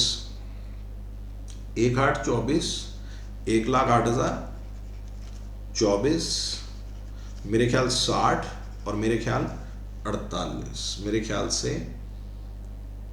48, ठीक है जी, 48। सर ये एसेट बिक गई है या ट्रांसफर हुई है? ट्रांसफर हुई है। हमें आइटम लेवल का प्रॉफिट नहीं चाहिए था। आप याद करो डेप्रिसिएशन का चैप्टर, मशीन के अकाउंट में पड़ी होती है। जब मशीन बिकती है तो मशीन का लॉस भी कहां दिखता है आपको? मशीन के अकाउंट में। तो अगर मैं यहां मशीन का अकाउंट बना दूं तो मशीन का लॉस या प्रॉफिट कहां चला जाएगा? मशीन के अकाउंट में। फिर मेरे को वहां से निकाल के लाना पड़ेगा। हमने मशीन ही यहाँ डाल दी, बात खत्म। लॉजिक क्लियर है? ठीक है साहब, आगे बढ़ेंगे। कैश का बैलेंस 60,000, आओ जी कैश अकाउंट में दिखाएंगे। बात ठीक है सर, आप ग्रेट हो, अमूल बटर लगा रहे हो। 60,000 का कैश। इसके बाद आ जी, they decided to dissolve this, balance sheet को नक्की किया मैंने। They decided to dissolve the business और following asset. Sir plant and machinery, fixture, stock और डेटर, एक बार इन चारों का टोटल लगाना, कितने की एसेट बिक रही है? 1,02,000 का प्लांट बिक रहा है, फिर 18,000 की फिक्सचर, फिर स्टॉक है 84,000 का, और फिर 44,400 डेटर से। हाँ जी, कितने हो गए? 2,48,400 मेरे ख्याल से। आप मुझे बताओ, 2 मिनट के लिए रुकना जी एक बार। सीए साहब आप मुझे एक बात बताओ, जब आपकी प्लांट एंड मशीनरी नॉर्मली बिकती है, आपकी plant and machinery normally, dissolution क्या भाड़ में, आराम से समझो, जब आपकी प्लांट एंड मशीनरी नॉर्मली बिकती है तो जर्नल एंट्री क्या होती है? प्रॉफिट लॉस को छोड़ो, नॉर्मली प्लांट एंड मशीनरी को धक्का मारते हो तो क्या एंट्री होती है? कैश आता है, debit what comes in, plant and machinery जाती है, क्रेडिट व्हाट गोज आउट। ठीक है जी सर, नॉर्मली जब फिक्सचर बिकता होगा तो एंट्री क्या होती होगी? Normally cash account debit, debit what comes in, fixture credit. Sir normally जब डेटर से पैसे आते होंगे, cash account debit to debtor. तो इसका मतलब नॉर्मली जब एसेट से रिकवरी होती है तो एंट्री होती है कैश टू एसेट। लेकिन आज की डेट में ये एसेट कहां पड़ी है? रियलाइजेशन में। तो हम एसेट की जगह क्या लिखेंगे? रियलाइजेशन। तो एंट्री क्या बनी जब आपने सेल करी? Cash account debit to realisation. Sir cash account debit to asset क्यों नहीं? एसेट अपने अकाउंट में है ही नहीं, तो एसेट जहां पड़ी है वहीं से तो बाहर निकलेगी। तो 2,48,400, आओ जी, तो cash account debit to realisation, assets realised, कितना अमाउंट आया जी फर्म के पास? 2,48,400। Sir cash account debit to realisation by cash, asset realised, 2,48,400। अब आप देखो, एसेट की बुक वैल्यू डेबिट में है और एसेट की रियलाइजेबल वैल्यू क्रेडिट में है। मैचिंग कॉन्सेप्ट, प्रॉफिट लॉस आ जाएगा। बात समझ में आई या नहीं? ठीक है सर। इसके बाद आगे बढ़ेंगे सर। क्रेडिटर ने हमें अलाउ किया 5% का डिस्काउंट। चेक करो क्रेडिटर को पैसे देने कितने थे? सर क्रेडिटर को तो हमें 48,000 देने थे, और अगर 5% का डिस्काउंट अगला दे रहा है तो 2,400 का डिस्काउंट देना है। तो 48,000 में 5% का डिस्काउंट हुआ, अगला आपसे 45,600 ही तो मांग रहा है। अब आप मुझे बताओ, नॉर्मली जब आप क्रेडिटर को पे करते हो तो आप जर्नल एंट्री क्या करते हो? नॉर्मली सर क्रेडिटर आता है, पैसे लेके चला जाता है, क्रेडिटर रिसीवर है, डेबिट द रिसीवर, कैश गया, क्रेडिट व्हाट गोज आउट, तो क्रेडिटर टू कैश। लेकिन आज डिसोल्यूशन के केस में क्रेडिटर कहां खड़े हैं? रियलाइजेशन में। तो बाहर भी कहां से होंगे? रियलाइजेशन से। तो क्रेडिटर टू कैश की जगह रियलाइजेशन टू कैश, तो realisation account debit to cash. हम क्रेडिटर को पे कर रहे हैं, कितना पे कर रहे हैं? 5% less, 45,600। Realisation account debit to cash, realisation account debit to cash. Cash में क्या करेंगे? By realisation, by realisation. लो जी, 45,600 रुपए, बल्ले बल्ले। सर सारी बात हो गई, क्रेडिटर का पॉइंट हो गया सर, क्रेडिटर का पॉइंट हो गया, यस सर। रियलाइजेशन के एक्सपेंस हो गए कितने? आप चेक करो, क्वेश्चन में दिया हुआ है रियलाइजेशन एक्सपेंस क्या होते हैं सर? सर जब पार्टनरशिप फर्म बनती है तो आप पार्टनरशिप डीड बनवाने जाते हो, वकील साहब की फीस देते हो, ड्राफ्टिंग फीस। तो जब फर्म बंद होती है तो भी तो डिसोल्यूशन डीड बनेगी। मैं अक्सर रेगुलर क्लास में एग्जांपल देता हूं, जब बर्थ सर्टिफिकेट बनता है तो डेथ सर्टिफिकेट भी तो बनता है, तो उस समय भी तो ड्राफ्टिंग फीस लगेगी। किसी ब्रोकर की मदद लोगे एसेट बेचने में, हाँ जी, तो कमीशन लगेगी, तो वो सारे खर्चे जो डिसोल्यूशन के टाइम पे आप कर रहे हो, शटडाउन के टाइम आप कर रहे हो ताकि बिजनेस बंद हो सके, तो वो रियलाइजेशन एक्सपेंस होते हैं। आओ जी, तो एक्सपेंस को दिखाते हैं पीएनएल में, आप जानते हो, और ये रहा हमारा पीएनएल। एक्सपेंस को दिखाएंगे हम कहां पे? पीएनएल में।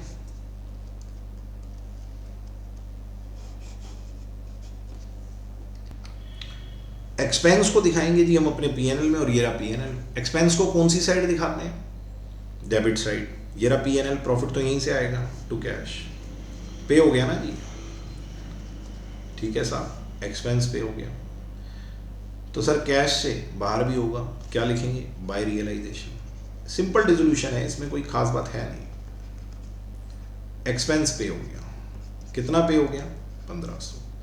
अच्छा जी, उसके बाद आप ये चीज समझो, there was an unrecorded asset. Unrecorded asset क्या होती है? जो बैलेंस शीट में नहीं आ रही। अनरिकॉर्डेड एसेट क्या होती है? जो बैलेंस शीट में नहीं आ रही। 6000 रुपए की है जो बैलेंस शीट में नहीं आ रही। अब जब वो बैलेंस शीट में नहीं आ रही तो आपने रियलाइजेशन में ट्रांसफर भी नहीं की होगी, अच्छी बात है। तो 6000 रुपए की वो एसेट है, हाँ जी, लेकिन जो क्यू भाई साहब है वो उसको लेने को तैयार है 4800 में। 4800 में क्यू उस एसेट को लेने के लिए तैयार है। अब आप मुझे बताओ, क्यू एक एसेट लेके जा रहा है तो क्यू रिसीवर है, डेबिट द रिसीवर, और फर्म का फायदा हो रहा है। फर्म को अब क्यू को पैसे नहीं देने पड़ेंगे। फर्म का फायदा हो रहा है क्योंकि फर्म को, हाँ जी, क्यू को पैसे नहीं देने पड़ेंगे। फर्म का फायदा कहां क्रेडिट होगा? रियलाइजेशन में क्रेडिट होगा। तो एंट्री क्या बनी? क्यू भाई साहब तुम रिसीवर हो, तुम्हारी वजह से फर्म को पैसा हो रहा है, अब फर्म तुम्हें पैसा, फर्म तुम्हें, हाँ जी, पे नहीं करेगी। फटाफट से आओ, तो क्या बनेगा? फटाफट से, एक सेकेंड, हाँ जी, फटाफट से। रियलाइजेशन, अनरिकॉर्डेड एसेट आप लेके जा रहे हो,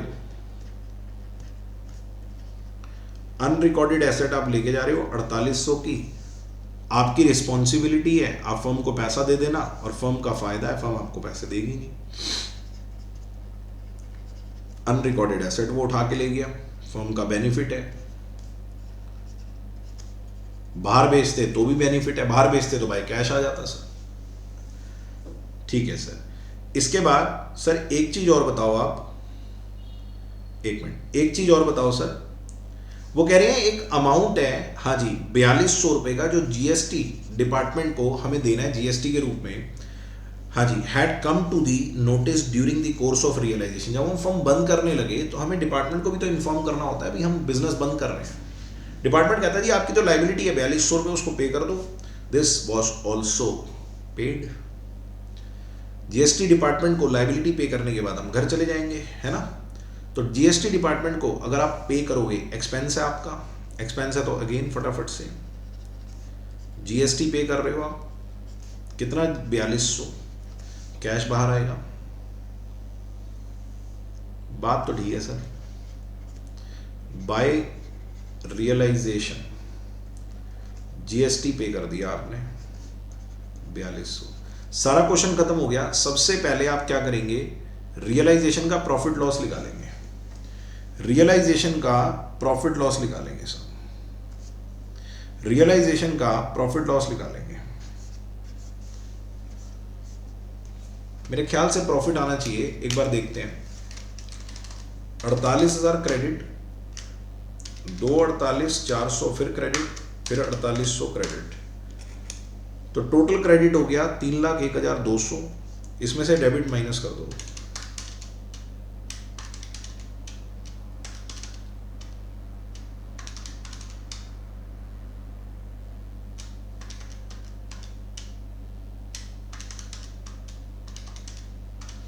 $9,900 का प्रॉफिट आ रहा है जी बिजनेस क्लोज करने से। 99 का प्रॉफिट आ रहा है, 9,900 का प्रॉफिट आ रहा है बिजनेस क्लोज करने की वजह से। और बेटा जी ये प्रॉफिट पे पार्टनर्स का राइट है, राइट है तो पार्टनर बांटेंगे बाय रियलाइजेशन प्रॉफिट। 9,900 को एक बार बताना, एक बार रेशो क्या थी? रेशो क्या थी? रेशो 2:1, रेशो थी 2:1। तो ये आएगा 3960 1980। बस अब पार्टनर को पे कर दो। सर पी का टोटल राइट कितना बनता है? पी का टोटल राइट कितना बनता है? सर पी का टोटल राइट बनता है बिजनेस में 147,960। 147,960 रिस्पॉन्सिबिलिटी कोई है नहीं, तो पी कहेगा लाओ भाई मुझे तो 147,960 दे दो, तो पी को हम पैसे देंगे। P account debit to cash, P account debit to cash, P को पैसे देंगे सर। पी को कितना पैसा देंगे? 147,960। ठीक है जी। इसी तरीके से 48,000 प्लस 24,000 39,60, तो सर इसका ग्रॉस राइट बनता है 75,960, 75,960, लेकिन 4800 रुपये इसकी रिस्पॉन्सिबिलिटी बनता है। तो सर इसका नेट राइट बनता है 71,160। ये कहेगा जी 71,160 मुझे दे दो, अच्छी बात है। 24,000, 12,000, 1980, तो जी इसका बनता है 37,980, 37,980, और रिस्पॉन्सिबिलिटी कोई है नहीं, 37,980। तो ये जो पैसे हैं सीए साहब, ये जो पैसे हैं ये विड्रॉ करेंगे। ये जो पैसे हैं ये विड्रॉ करेंगे। विड्रॉ करेंगे तो कैश से बाहर जाएगा। सर अगर ये ऑनगोइंग फर्म होती, रिटायरमेंट वगैरह का क्वेश्चन होता तो कैपिटल बन जाती है, फिर ये कैपिटल बन जाती ना। ये विड्रॉ करेंगे सर, ये विड्रॉ करेंगे। आप मुझे बताओ 147,960, हाँ जी, पी का कितना है? कैश बाहर जाएगा 147,960। क्यू का कितना है? ये तीनों रिसीवर है, कैश क्रेडिट होगा 71,160। एक सेकेंड, हाँ 71,160। और आर का कितना है?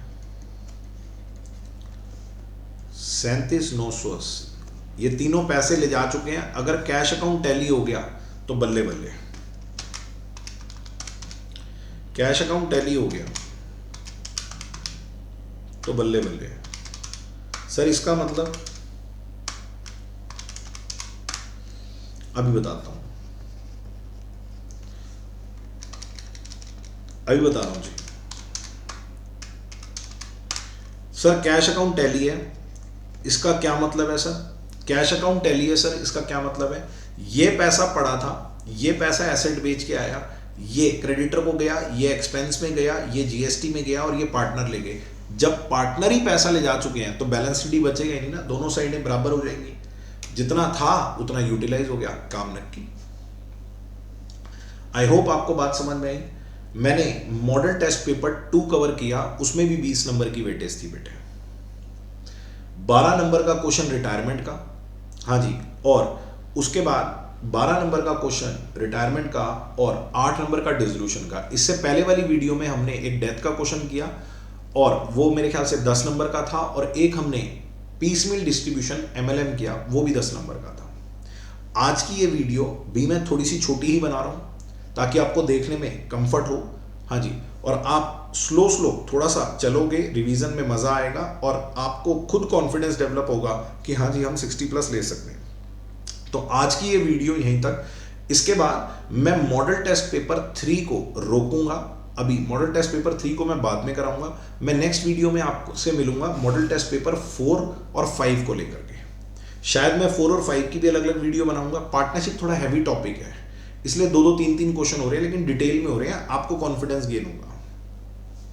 Thank you ji very much, मिलेंगे अगली क्लास में, ठीक है जी।